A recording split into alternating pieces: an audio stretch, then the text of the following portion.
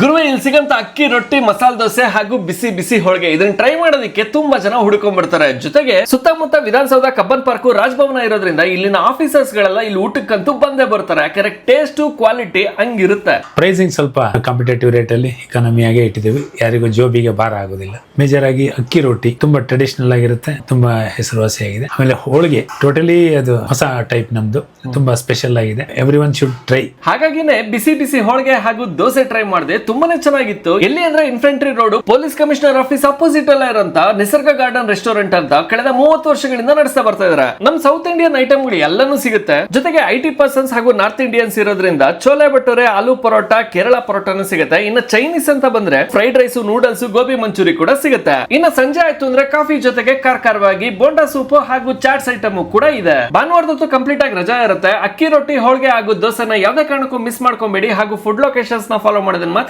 ಮರಿಬೇಡಿ.